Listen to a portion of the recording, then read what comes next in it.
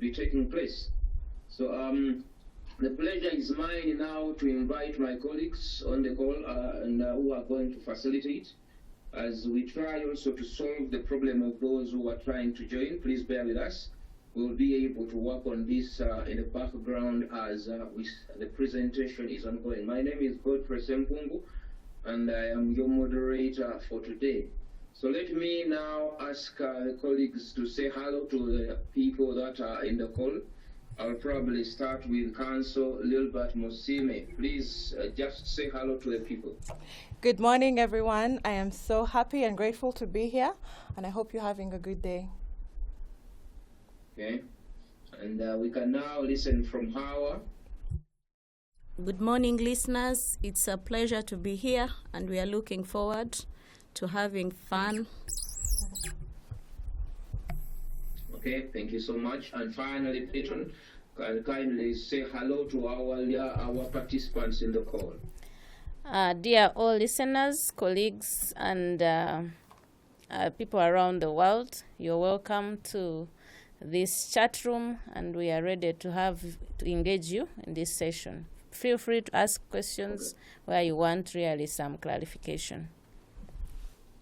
Okay, thank you so much. It is a chat where we have ladies in the house, and it rhymes very well with the current trends of empowering the girl child. So for us, it is a pleasure that the faculty that is led by our own female dean is also breaking the ice with a team of female lawyers who are coming in to share knowledge. So indirectly, they should also have the benefit of empowering and giving motivation to many girl children out there.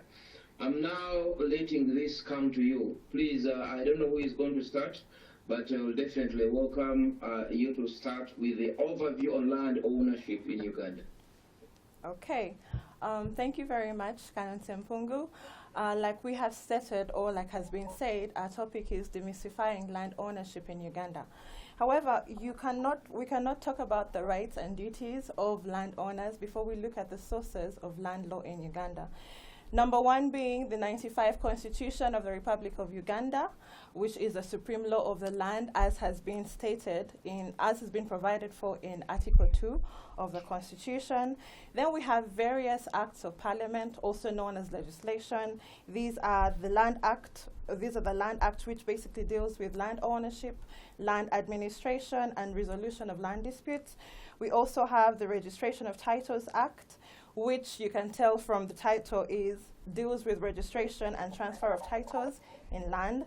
Then we have the Mortgage Act, which deals with the creation of mortgages and so on. Then we also have the Land Acquisition Act, the Mining Act, the Mining and Minerals Act, the Petroleum Exploration, Development and Production Act, as well as the National Environment Act and the Physical Planning Act.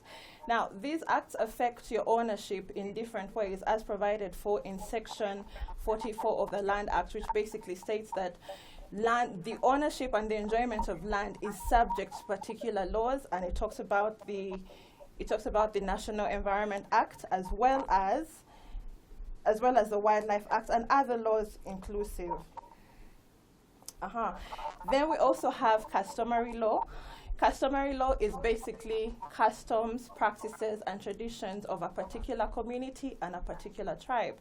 These are particularly important when dealing with customary land, a customary land tenure system. Section 27 of the Land Act provides that any decision that is taken in regard to land that is covered in customary land tenure shall be taken paying attention to the practices, traditions, and customs of that particular tribe or that particular community. Then lastly, we have case law, which is basically decided decisions by the courts of judicature that are important for us that we refer to as lawyers and as judges as well. So after having looked at the sources of law, then the next thing we have to look at is the definition of land or the meaning of land. Black's Law Dictionary describes land not only as the soil, but everything attached to it. That is, whether it is attached by the course of nature, which is trees or herbage, or by hand, which is by hand of man, which is, for example, buildings and fences. The Mining and Minerals Act also provides that land includes land beneath any water, seabed, and subsoil of such land.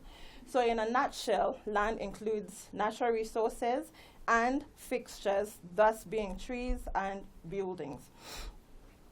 However, Article 24 of the 1995 Constitution, as amended, states that the ownership of natural resources shall vest in the government of Uganda on behalf of the Republic of Uganda.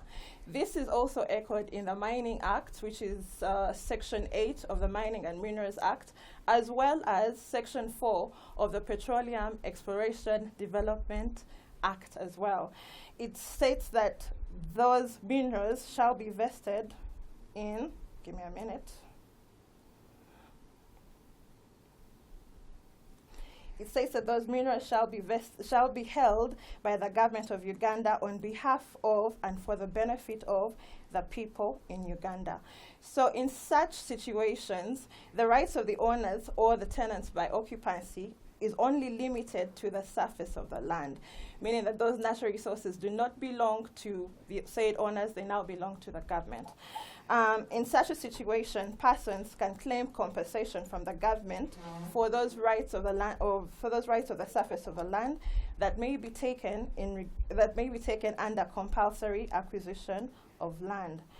In the case of Nyakana versus National Environment Management Authority and the Attorney General, it was held that land is owned subject to the rights of others and statutory requirements.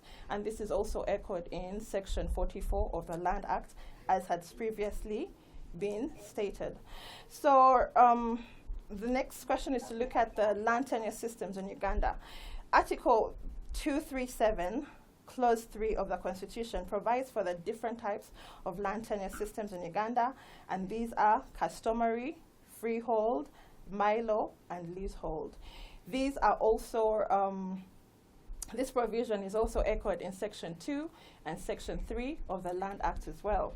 So the next bit that I have to go through is look at each and every single one of those land tenure systems and give you a few advantages and a few considerations in regard to those land tenure systems. Now, as has been stated, customary land tenure is basically a system of land tenure that is regulated by customs and rules of a particular description or class of persons. This land is owned communally by a community or a tribe. One can also individually own land. However, that land should have been handed down from generation to generation using the society's customs and norms. And also this land is owned in perpetuity, which basically means that it's owned forever. Then we also have the freehold land tenure system. This is the most common land tenure system in Uganda, common form of land tenure or land ownership in Uganda. It refers to land owned by an individual, registered and with a certificate of title. So there are very many advantages to having a freehold land. These are, number one, the owner of the land uses and develops the land for a lawful purpose. The owner of the land gets to use and develop the land for a lawful purpose. Number two, the entering into land transactions. The landowner can enter into land transactions, that being sale, leases, or mortgages, depending on what the landowner feels comfortable in doing.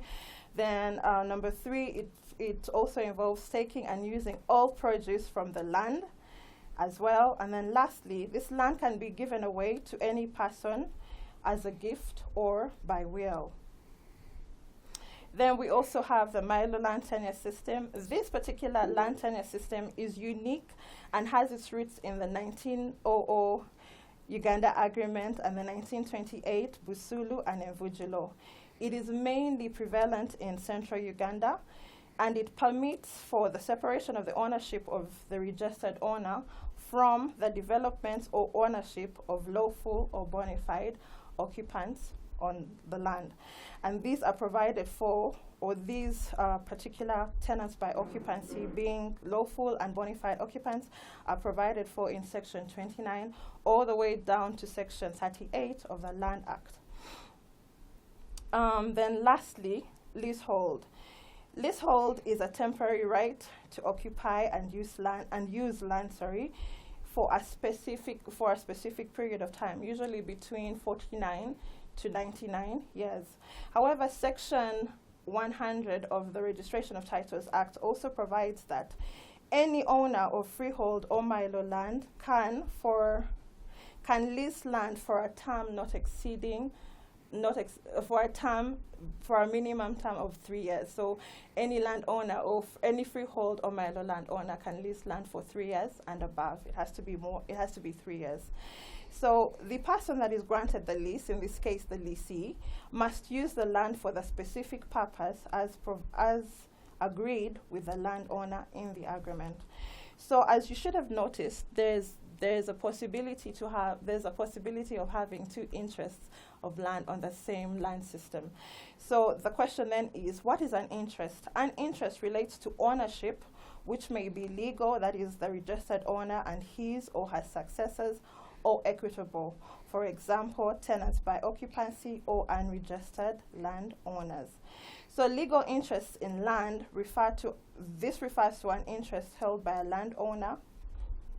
This refers to an interest held in land by a landowner that is registered under the Registration of Titles Act, so as to give the world notice of his or her ownership. That is, for instance, owners of Milo, freehold, and leasehold tenure systems. This is also provided for in Section 59 of the Registration of Titles Act. Then the other type of interest is equitable interest in land. This refers to interest held in land which has not been registered under the Registration of Titles Act. And examples include tenants by occupancy, those are the lawful occupants and bona fide occupants, and then also interests of a spouse on family land. This will be explained further by my colleagues. So in regard to, under the law of Uganda, all interests that are not registered under the Registration of Titles Act are equitable interests. So then that begs the question, what is a legal proof of ownership, of land ownership in Uganda? There are three forms. Number one, certificate of title. This is basically for titled land, and it is a certificate of title issued by the Uganda Land Commission and serves as legal proof. Then two, we have the certificate of customary ownership. This is provided for in Article 237 of the Constitution, as well as Section 4 of the Land Act. And then lastly, we have lease agreements, that is for leased land. These agreements signed by the landowner and the leasee serve as evidence of land ownership. So who can own land in Uganda? The Constitution, Article 26 of the Constitution, provides that every person has a right to own property, either individually or in association with others. So that basically means that every person has the right to own land in Uganda. Then Article 237 of the Constitution also provides that land in Uganda belongs to the citizens of Uganda and shall be vested in them in accordance with the land tenure systems that I have just previously talked about, to the land tenure systems provided in this Constitution. However, Article 237 also goes on to state that non-citizens may acquire leases in land in accordance with the laws prescribed by Parliament. So that basically means that the foreigners cannot own freehold, Milo, or customary land. They can only own leasehold land. So that means that foreign investors, individuals, or corporations can acquire land through leasing from citizens or the government of Uganda. Then when it comes to a minor, the Constitution, according to the Constitution of the Republic of Uganda, a minor is a person under the age of 18. So a minor cannot legally own land. However, they can have this land in trust for them. They can have this land held in trust for them by a guardian until they reach the age of majority. So a trusteeship basically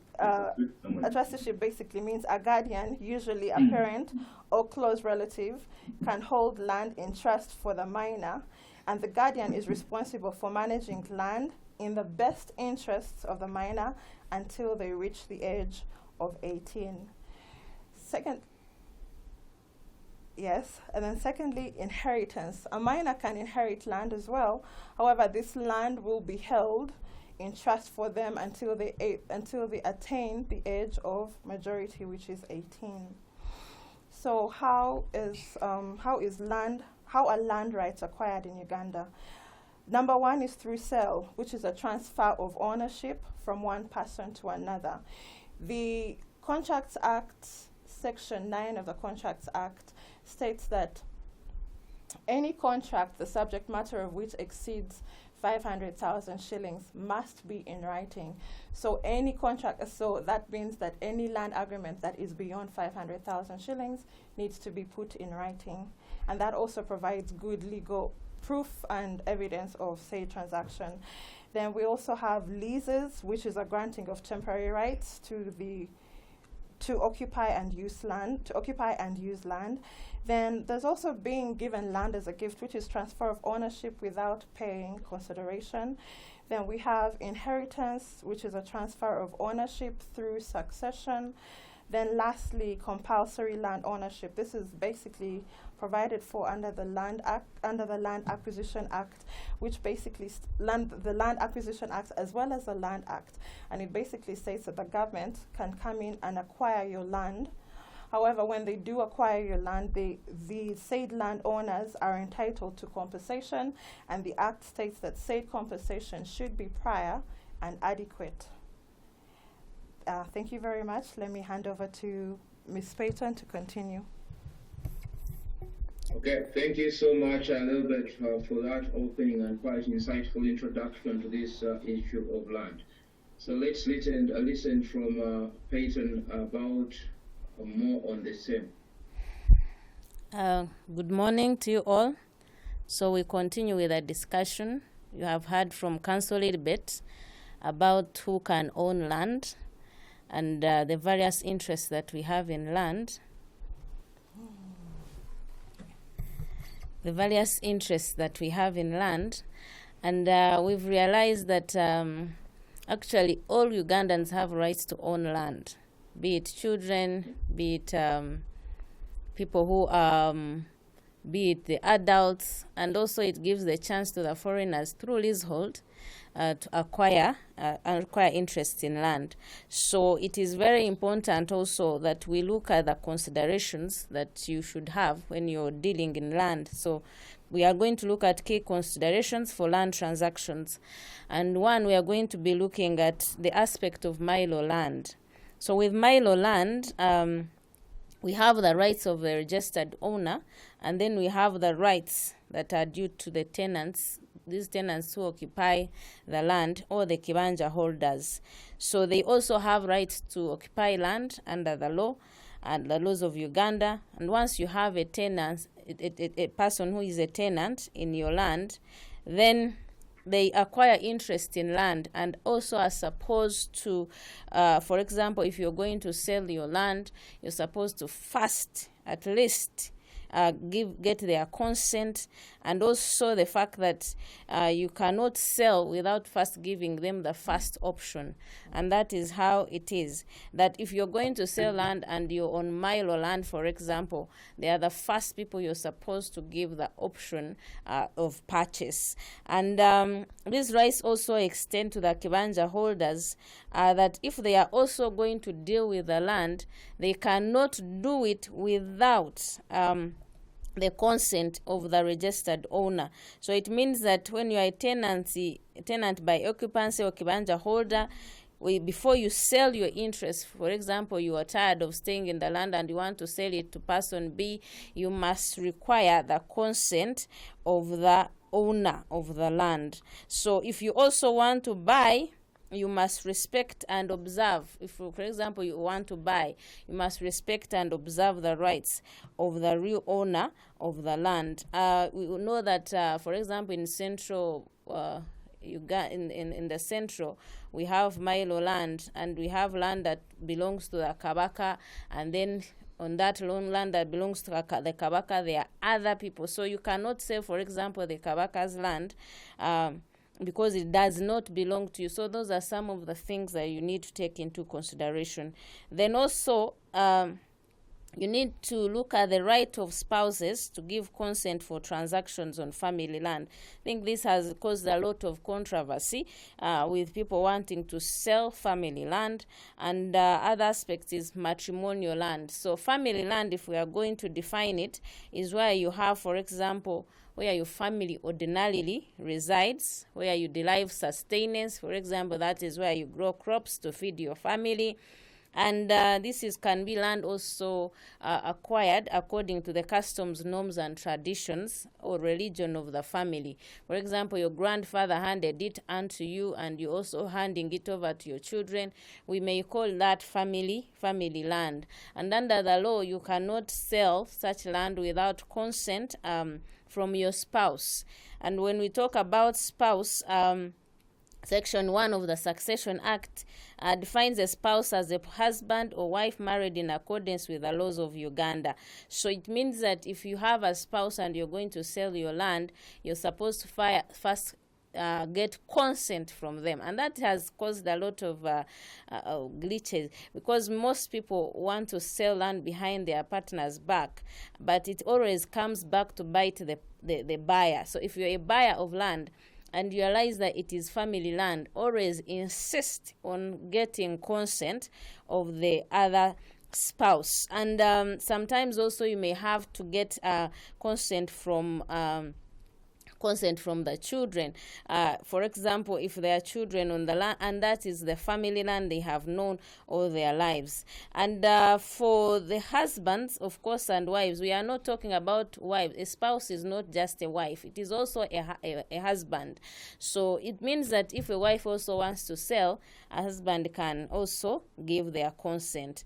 And even this relates to when you're going to get a loan in the bank, when it refers to family land. Now banks require that actually you give their consent as if you're going to use your family land as security. So that means that spouses therefore must give their consent to land transactions. And of course we have things here like when you're going to sell land, when you're going to mortgage, when you're going to lease, as long as it is family land, always make sure that the consent has been given to you.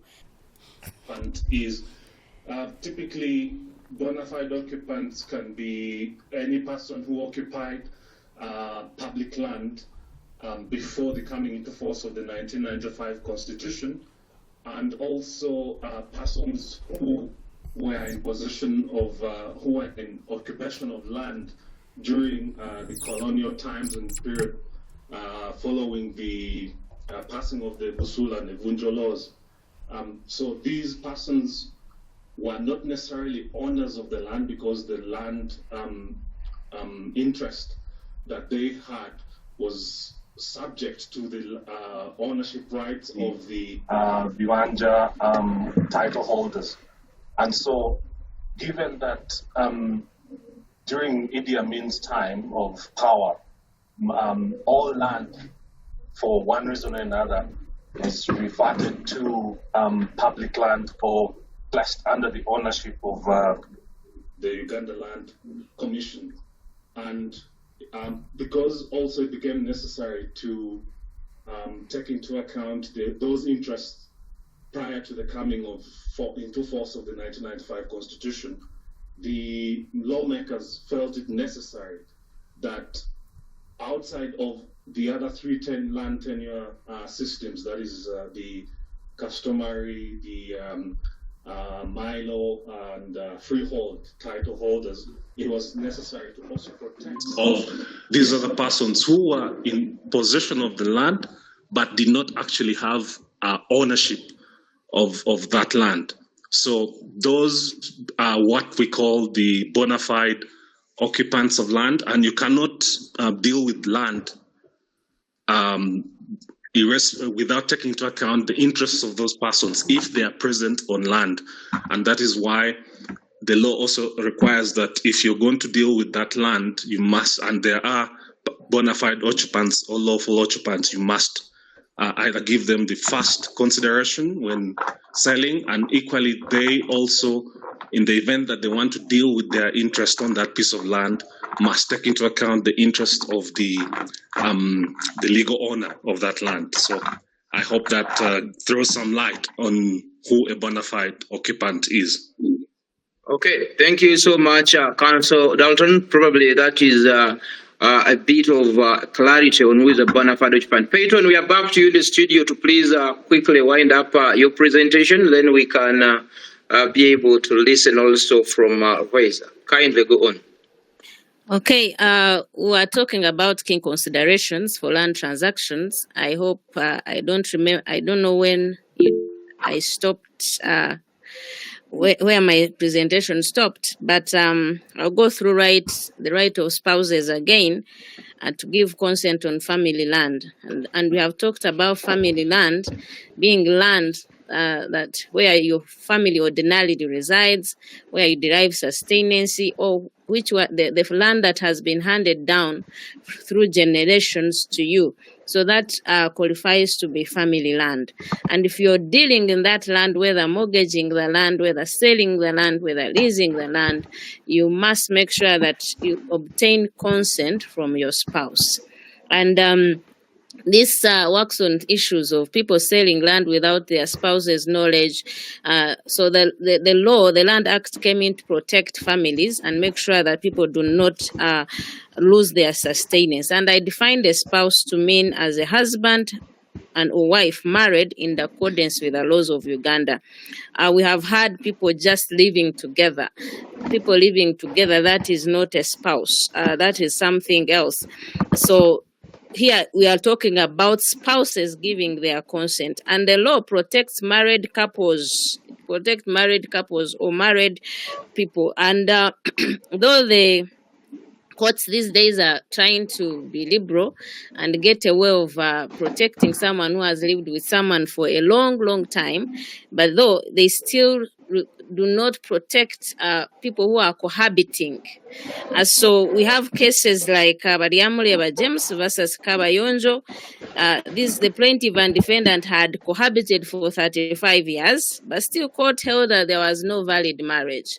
So she could not be protected as a spouse. So this protection is basically for a spouse and maybe for the children as far as family land is concerned. Also, when we come to matrimonial property, the law protects married couples. And other key considerations is that before you buy land, find out, are there beneficiaries on the land? Beneficiaries, we are looking at tenants, the landowners, tenants by occupancy. We are looking at kibanja holders. For example, they die without a will, or people who are on the land, but are beneficiaries of the estate. So you need to always find out, are there people on the land? For example, are there widows? Are there children? There is a time someone told me they were about to buy land, and the land belonged to some deceased son, but he had a 1-year-old child. So the mother of that man was trying to sell off the land, but they couldn't sell. Why? Because the deceased had a surviving 1-year-old child. So you always need to find out, are there beneficiaries on the land? Are there people who have interest in the land before you even buy? And then for customary land, specifically, if it is owned by the community, you need to get consent from the community members. For example, if you're going to buy vast acres of land in a certain place and land has been owned communally, make sure that you get consent from the spouse, from the children, and from the community members. And also to note is that actually you can convert customary land into freehold. I know in Kabale, especially here in Kabale, we have many of the people have customary land because it is not registered, and it maybe has been handed over by your father, your great grandfather, but also to not tell you that actually that land you can convert it into freehold. When we look at the types of customary land, we have land that is owned communally. So it means that the whole community maybe owns, they share ownership of the land. Then we have customary family land. Now this is the one that has been handed down by generations, and it is usually handed down. There are clan leaders, there are family groups, family heads, etc. And then there is individual community customary land. This one is the land that has been allocated to you permanently or inherited from your fathers. So it means that you can actually have land that has been handed to you. So always make sure that at least you have the right consents before you, for example, sell this customary land. So what due diligence do you need, for example, before selling and buying land? There is this case of John Bageire versus Matovu. It says that lands are not vegetables that are bought from unknown sellers. Lands are variable properties, and buyers are expected to make thorough investigation relating not only to the land, but to the seller before purchase. So it means that due diligence must be done before you buy or you buy land. And courts will not usually protect you if you have been careless as far as the purchases are concerned. Like they have said, land is it's not vegetables that you can be careless about. Here you're looking at something valuable that you need to make sure that before you buy land, make sure you establish about the ownership of the land. You establish the people that you establish the owner, and then you also look at the land. Is it free? Does it have encumbrances? For example, does any other person have a right over the land? Find out, go to the land registry, find out, is there a mortgage on the land? Has it been given out to someone else? Has it been sold? So you need to always find those things out even before you buy land. And of course, I think I will stop there, and Councillor Hawa will also take us through the remaining slides. Thank you so much. Let's quickly there give Councillor Hawa about 5 minutes. Mr. Moderator, thank you so much. Listeners, good morning. My name is Ruhweza Hawa, and I'll take you through what steps do you have to take as you carry out your due diligence. So how do you carry out this due diligence? It is very important to first understand what land am I dealing with. Is it registered or unregistered land? If it is registered land, it is always easy. You go to the land registry, you can inspect the register book and see whether that land actually is there or exists. And of course, that is after payment of a given fee. You pay. After you have paid, the Registration of Titles Act allows any person, after paying that required amount of money, to go and inspect the register book. So when you're inspecting that register book, what you're basically looking for is this land having any mortgage on it? Of course, if it is registered land, even the mortgages that are created on that land will be registered mortgages. So you can be able to tell that there is a registered mortgage on that land. Are there leases on that land? Someone can actually have land, but they also go ahead and create a lease on that same land. So is this land encumbered? Are there other people or third parties who have interests in that land? So you can establish that by going to the registry. And of course, the law gives you opportunities to go and do that. So you go and search the register, you can be able to ascertain all those details. Then if it is unregistered land, how do you know that there is any problem or there are any encumbrances on that land? You have to do the visits, physical visits. Go to the land.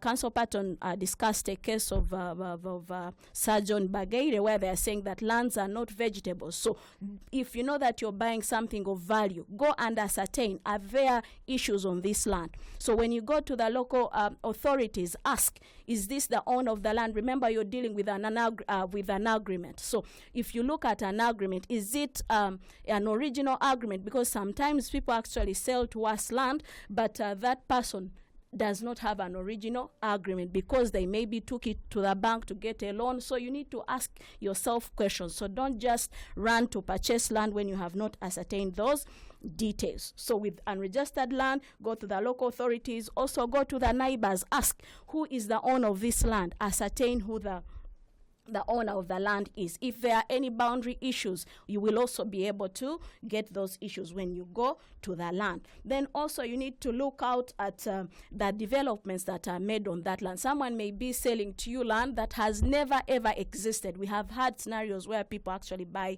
what we call air. So you buy land, you sit in the comfort of your office, you're dealing with land, you buy. After you have purchased, someone actually, you get the shock of your life that land has never existed anywhere. So you need to be very careful when you're going to transact in land. Then you also need to make sure that after you have established all the details and now you're ready to execute the transaction, get the right documents. So make sure that there is some document somewhere. Sign an agreement with the person who is selling to you. And also, of course, you need to have witnesses. Let people also witness to your transaction. So it is not something that you need to joke about, because you stand to lose money if you just go about it anyhow. So you should also make sure that there is immediate transfer. Of course, sometimes you're buying land, you find that you have not paid all the amount. So let those provisions also be reflected in your agreement. So you have to be vigilant, because if you're saying that maybe the transfers will be after you have paid all the whole amount, that is, if at all you have not paid all the amount of money, and in the event where you have paid all the money, why don't you get the transfer effected there and then? Because that will help you. Because sometimes you may have you have paid all the money, but the transfers have not been made, and then something happens. Of course, yes, if the person who sold you the land dies, there is something you can do about it. Of course, you'll go to court, you need a vesting order and all those things. But why do you want to get there? If the person is there, do effect the transfers there and there. That will help you a whole lot. Then also, why do you have to do those physical searches? Why do you have to go to the land? Like I said earlier, that you need to ascertain, is this the rightful owner? Are there people who have interests in that same land? They've told you about the bona fide occupants, the lawful occupants. So all those people, you come to understand that they are there if you conduct your searches right. Then you will also understand whether there are any what amount of land are you buying? What is the size of that land? Someone can sit wherever they are and they tell you that I have a very big chunk of land, and this is you're buying 70 acres or whatever acres it is. After reaching there, you find that it is not even a plot. So you have to really, really be very careful, do your searches right, and ascertain whatever you are buying, because it will help you. Then it will also assist in ascertaining, of course, the encumbrances. I already talked about those encumbrances. An encumbrance could be either a mortgage, and of course, if land is encumbered, it will affect its value. So someone who is buying land that already has a mortgage, it cannot be of the same value with land that is not actually having any mortgage on it, or the land that is not encumbered. So remember that when you're going to acquire an interest in that land, it will be subject to those encumbrances. So you have to be very careful. Then the other important thing is that if it is, Council Parton talked about family land or even matrimonial property. If it is family land, be very careful before you deal with that land, because consent is very important. So if a spouse wants to one of the spouses is selling the land, then they must seek consent of the other spouse. If it is family land, the children must be involved. They must know what is happening. And of course, they have already told you who a spouse is. Then you also need to be very sure that your documentation, or you have correct documents. You need to have these documents, because if anything happens, this is what will help you when you're going to court, or if you have any dispute to resolve. Remember that there are land disputes will always come up. So if there is any land dispute, what is your basis? What are you basing yourself on to say that this land is mine, I bought it from so and so? So you must have correct documentation. So your agreement must be signed. And of course, if it is registered land, you have to go through the process of even changing the names on the title, because the owners have now changed.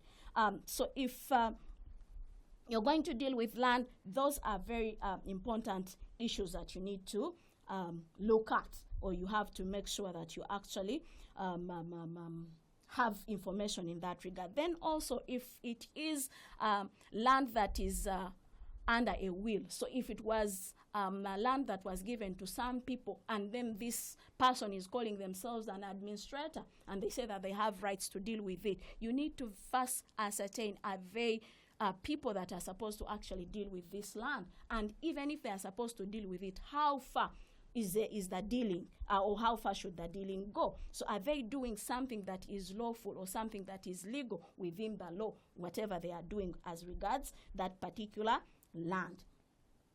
So it is also important for us to understand that when you have done all the due diligence, you know whatever that I'm dealing with is actually the right, I have done the right process, so you have to go ahead and get your land registered. So when you're going to the land registry, also you need to have done the due diligence. The searches are very important.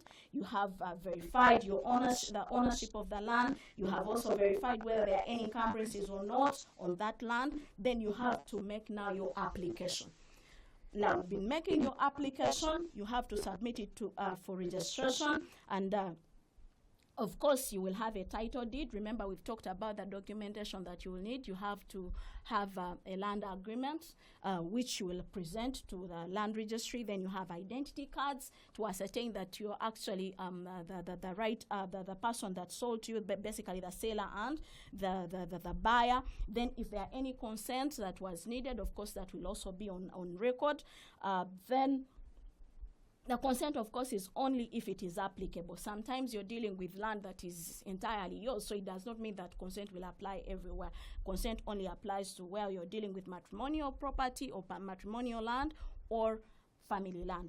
The others, you do not need that consent. Then you also need to verify that the land registry, of course, has also done its part. That is when the surveyors become very important. They need to survey the land and then have the right demarcations of the land. Then how do we even get, after we have registered our land, then how do we have our interests protected? Now, if it is registered land, that one is easier, but most of the people in this region or even far, people always deal with unregistered land. So with unregistered land, there are always challenges. But if the land is registered, it is very easy. You lodge a caveat. And when we talk about a caveat, basically this is it is a notice. You're notifying the registrar that I have an interest in this land. If it is a beneficiary's caveat, beneficiaries, these are people who are under a will. You are mentioned in a will. So beneficiaries' caveats under the law, those ones do not lapse. That one can be as long as the other beneficiaries, interests have been solved. But if it is not a beneficiary's caveat, of course, it will lapse after 60 days. So if you're not under a will, you're not a beneficiary under a will, your caveat will lapse. So lodging a caveat, you basically notify the registrar that I have an interest, and of course you mention your interest, such that the person does not deal with that land in any manner that is contrary to your interest. Then the other would be, I've talked about where you have finished, you have done your searches, your due diligence is right on point, so you should go ahead and transfer. Now, what happens in the event where you have not transferred the land yet, or the transfers have not been effected, but now the person who sold to you the land, the seller in this case, dies. So that is how now you'll go to court. You're seeking for what we call a vesting order. So the vesting orders are majorly saying that this land, everything was done, but however, the person, that is the seller, died before transferring the land into the buyer's name. So you will go for what we call a vesting order, and of course that is done in court. You will, for that reason, you will need the help or the assistance of an advocate to help you do that. Then also, it will also help you to ascertain the physical boundaries. So that is why opening of the boundaries is very important. So how you get to understand how far do I go, or how big my land is. Then also go ahead and fence your land. It is not enough. Sometimes most of us buy land. You're in Kabale, your land is in another district or in another place. You buy and leave it there. You do not do anything. People will steal your land. Please make sure you fence off your land such that people will know that this land has an owner. Sometimes even the seller sells to you this land. You have paid them their money. Then what they do, they go behind your back and start leasing it out. And mostly we know that as hiring. So people will hire that land. The person you paid money is still making more money from the land that they actually no longer have any interest in. So very important, make sure you fence your land. And also the other practical aspect could be put your land to use. Why do you buy land to just keep there? Do some developments on that land. That will help you the trouble of losing your land. Then also, if you have issues, the courts will always be open to you. Please, if you have any land issues, the courts are available. Now, our courts in Uganda, of course, if you are dealing with the magistrates' courts, those will have a given amount of course, depending on the value of the land, they have their powers are limited to as the value of your land. But now, with the recent developments, of course, land is very valuable, and I think the Ugandans are now having more money. And also, after looking at the more money, we also have cities coming up. So when the cities are created, the value of the land really goes up. So meaning that at some point we shall reach a level where we find that a magistrate cannot handle any land matter, because the land that used to be 20 million in a city, it cannot really be at 20 million. You're talking about 50, 40, or even above that million. So it will, there are discussions, and who knows that actually even the law may change the jurisdiction as regards jurisdiction. So because that will render the magistrates useless as far as land matters are concerned, because they will not be having the jurisdiction or the powers to handle those land matters. But as it stands now, the magistrate can only, if it is a chief magistrate and magistrate grade 1, they all have amounts. So with the magistrate grade 1, it is 20 million. Then the chief will handle 50 million. Then if it goes to the High Court, of course, that one has unlimited and original jurisdiction. So any amount of value the High Court will handle. Then we also have our local council courts. They are not, but before we even go to the local council courts, it is also very important to understand that your claim as regards land is time-barred, in a way that if you bring it after 12 years, then you may, under the general circumstances, you'll actually not get audience. So you need to be aware that land matters can only be entertained by court if they are brought within 12 years. That is under the Limitation Act. However, there are exceptions to that. Let's say if there was fraud. Fraud, basically, if someone duped you or someone actually gave you wrong information and made any transactions that wouldn't have happened, then there you can actually come under the exception of fraud. And of course, that times will start running at the point where you discover that fraud. So if you did not know about the fraud, then you later get to discover that is when time starts running. And when we are talking about the time running, basically we are talking about the 12 years within which you should bring the land actions or your cause of action in land. Then the local council courts. The local council courts also have some limited powers.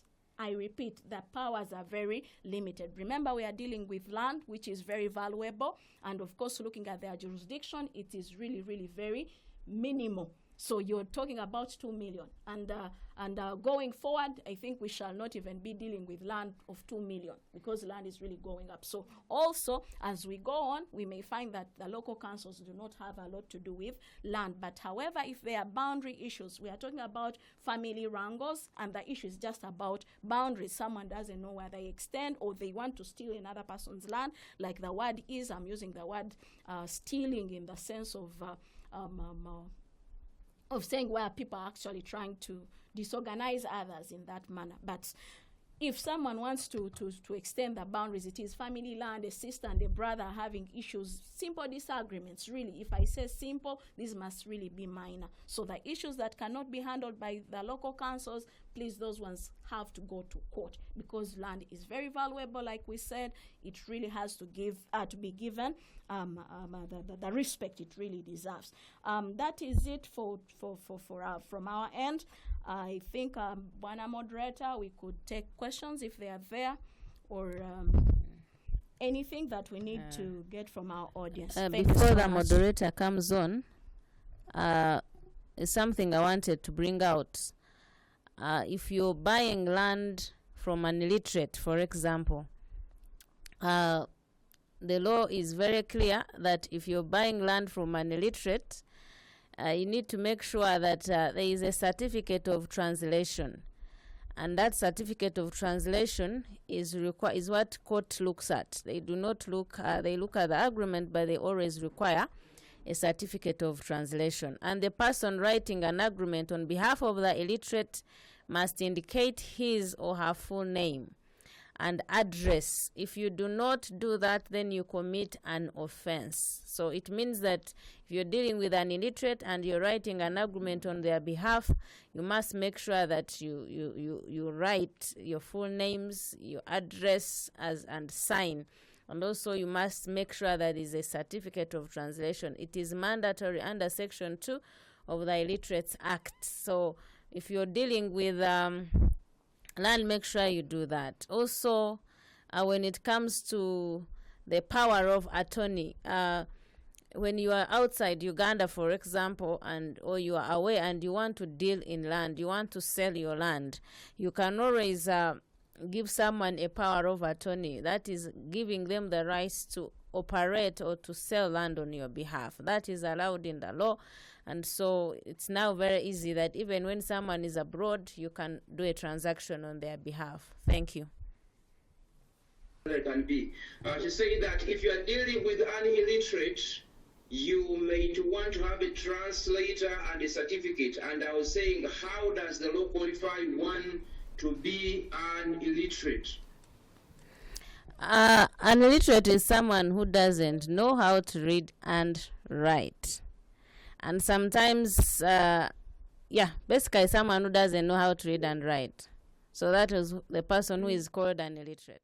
Yes. Okay. We are going to get to our colleagues. Some of the questions in the chat have been answered by the other councils online. I know I see Dr. Tukwasibo's hand is up. But I'm going also to ask this last question. Then I'm going to start with Constance Tukwasibo there. Now, he said that family land is where you'll have people having interest. At what level do we start having family land? I'm saying this because I know after several lines of succession, land becomes now a family land. But what about if Sempungu buys his land and he passes it on to his children? So at what point do we say that now this is family land for generations that come after to start now invoking the clauses in the law that allow one to use and benefit from family land? Family land basically is where your family ordinarily resides. So that is where, for example, you have your home and also it includes where you derive your sustenance. So it is not just about where you stay, but also where your family derives sustenance. For example, you have your gardens, or for example, that is where your family farms, or that is where maybe your wife has you gave her a house to put a clinic, and basically that is where they get money to sustain themselves. So in such instances, that qualifies as family land. Also, we talked about, for example, family customary land, where you find that land has been passed on for generations and it is owned, for example, communally. That also amounts to family land. You find that there is your grandfather, your father, and you yourself. So also that someone can always refute in case you're going to sell. They can come up and say, look here, this is our land, this is our family land, you have no right to sell it. And to sell it, you should always obtain consent from the other stakeholders. Thank you. Okay. Thank you so much. Let's listen from Dr. Constance Tukwasiwe there. Your hand is raised. Kindly go on with this precise and concise question. Yes, good morning, and thank you to the presenters for an enlightening talk. My question is, if you buy land and the one who sold you does not disclose that it's a leasehold, that it has a leasehold title, and then you buy and they make an agreement, but when you're in the process of going to transfer it, to register it in your names, you find in the land office that the land was leased, and there was no disclosure at all. Would that qualify as having got land with encumbrance, but also too, who would now meet the costs of, because they now have to transfer, I think, the land into your names, and then you convert it. So you have to pay twice instead of the other one, and yet the agreement was saying I have handed over an encumbered land. Thank you so much, Doctor, for your question. That is why we emphasize that due diligence is very important. Before you buy this land, please make sure you do your due diligence. Very important, because you cannot even stand to claim that you are a bona fide purchaser for value, because you did not do anything. So, like we said, the case law is to the effect that land is not vegetable. So, if you're dealing with something that is really valuable and you stand to lose money for any mistake that is actually made there before. So make sure you do your due diligence, because if you do not, you stand to lose. So the only thing you can actually recover could be your money. Maybe you have to sue this person.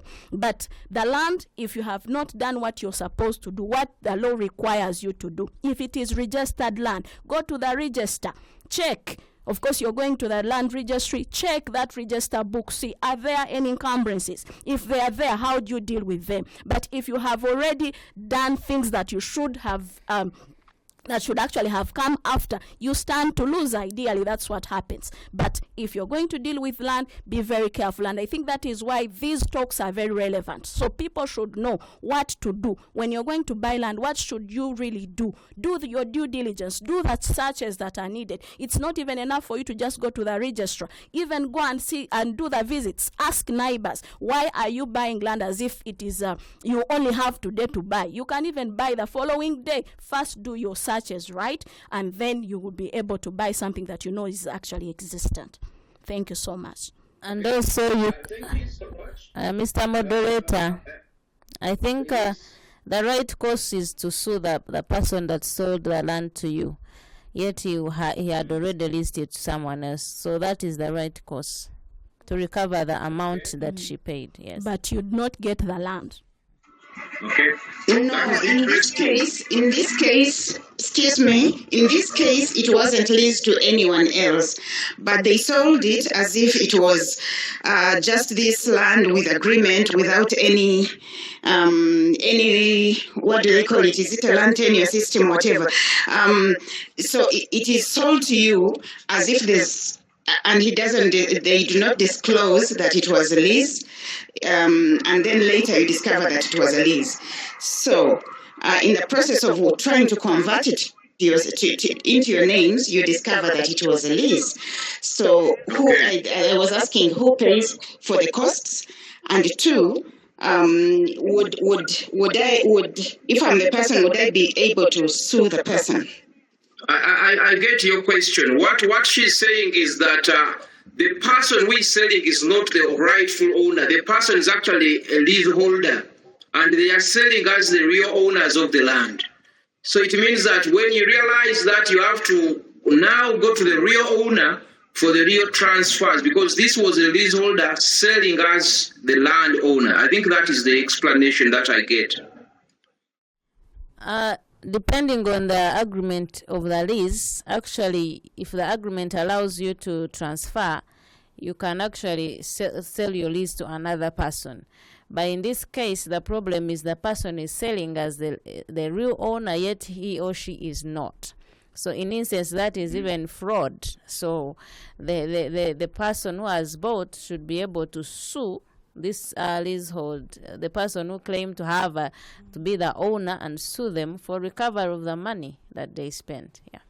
Okay, thank you so much. This interesting. This is getting interesting, but we are short on time. What I need to mention is that we are going to have a series of other chats. Like I mentioned, that before the close of the year, we shall have 2 more sessions from colleagues from the Faculty of Law, where we shall discuss issues to do with the succession law. Probably land is one of the hot issues under succession, and I know that it may come up again. And some issues to do with the will writing, informed consent under the medical and medical consent and law, so etc. We shall definitely be able to have a little more. But before I can speak to 1 or 2 questions in the chat, and I want to thank my colleagues who are online from the Faculty of Law who have attempted to answer all those questions that participants are putting in the chat. I did not hear you comment about the resident district commissioners, because at a district level we have seen several times these gentlemen coming into mediation and other dispute resolution on matters of land. What does the law give them as the rights in mediation or dispute settlement in regard to issues of land? I believe that the roles of the RDCs, or resident district commissioners, are very clear under the Constitution, and I think some of them are going over and beyond what they are supposed to do. And you find that first of all, they are commenting on court cases, and actually sometimes they do contrary to what the court cases are saying. So in instance, some of them, if not most of them, are doing contrary to what they are supposed to do, because the dispute settlement of land matters is a preserve of court and the LC courts. And so for them, when they come up, maybe if it is mediation, or they are coming to, because I think peace settlement is one of their roles. But if they go beyond that, for example, commenting on a court order or trying to enforce a court order, that is not their role. So sometimes they go over and above what they are supposed to do. And recently, actually, the president also warned RDCs from interfering with land matters. So that is not one of their dockets as of now. Yes. Okay, thank you so much. That kind of puts this matter to rest. We've definitely had a lot of questions popping up in the chat, but the colleagues online from the school, from the faculty, have really helped to answer many of these. Probably we'll be able to pick up another session of the KAB Chats where we'll discuss a little more on this land issue, because it seems to be a hot cake. But finally there, I have had several times the issue of spouse as a person of interest coming up again and again, saying where your spouse has interest. What does the law talk about spouses with interest? We know there are religions in this country that can have more than one spouse. And I'm looking at a situation where one spouse consents, but the other spouses are of dissenting opinion. And in that case, how do you achieve an acceptable level of agreement, given that you have multiple spouses, all children are acceptable by the laws, but then you have divergence in opinion from the spouses. How do you proceed? I think those kinds of spouses, we are looking at customary law, for example, those who are married under customary law, because that is where you can marry more than one person. And the Muslim faith. Yes. And then the Muslim faith, where you can have more, but also it depends, are they staying on the same land? Sometimes it is maybe the Hajj has 4 wives, and all the 4 wives have their separate houses. So the spouse affected is the one to give the consent. And also the law says that if you are without any reason withhold consent unnecessarily, I think the law can come in and step in and give the other person leeway. So there is a case we talked about, if I can remember the name, where the man was sick and wanted to sell his family land, and the courts came in to say that actually the son, since they are working and they are of age, rather they can take care of the old man instead of selling family land. So it depends on who is affected by the sale and who actually is using the land and who ordinarily resides there. Of course, sometimes not all the spouses live on that land. So it is very important to know exactly which spouse is living there. But if they are all living on that land and using it, then you need all their consent. Yes, thank you. Okay, now that is interesting. You kind of left us in the suspense, because getting consent from multiple competing entities might be a very interesting one, but probably it will be space for us to engage for our next session of the KAB Chats. I want to thank you so much, our colleagues, councils, Lilibet, Musiime, Hawa, Ruhweza, and Parton Kwikiriza, for this session. We could, this is what we could afford given the time. We are looking forward to the next week, where we'll definitely continue with the sessions from still the Faculty of Law. And we have several issues to talk about, like I already mentioned. We want to talk about will writing. We want to talk about informed consent. We want to talk about succession law. More of this will be very good to listen to, so please don't miss being here next week at 9 a.m. We shall definitely be welcoming still the Faculty of Law, and I did mention that earlier in the month of December, we shall have colleagues from the Kabale University Analytical Research Laboratory also sharing a lot of interesting issues that are happening. We want to thank you, those that have been on the call, and we do wish you a very wonderful day. Yes, please. We have something small to say. Please. Thank you. We want to appreciate our faculty dean, Dr. Charlotte Kabaseke, and the whole faculty administration. We are here simply because she allowed us to be here, and we couldn't be here if it wasn't for her. And of course, the whole and the entire Kabale University management. We appreciate this opportunity. We also want to talk to the public out there and inform them about the Faculty of Law. It is an accredited faculty, fully fledged with staff and serious administration. So please, if you're there, you are a student, you're there, you are a parent, a guardian, or a well-wisher, please recommend Kabale University Faculty of Law.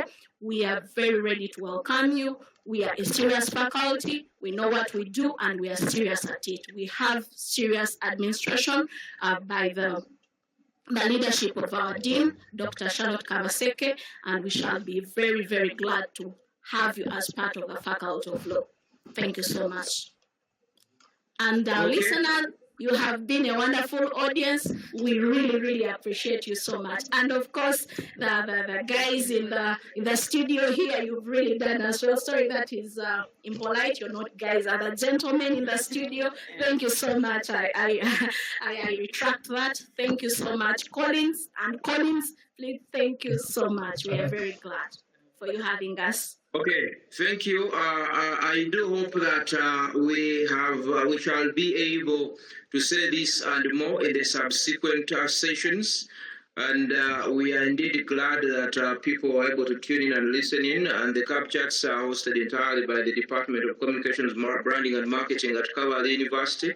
And we do believe that it's part of enhancing our broader objective of being a true university without walls that reaches out to the audiences across the world. We want to thank you and wish everybody a wonderful Wednesday. Bye-bye.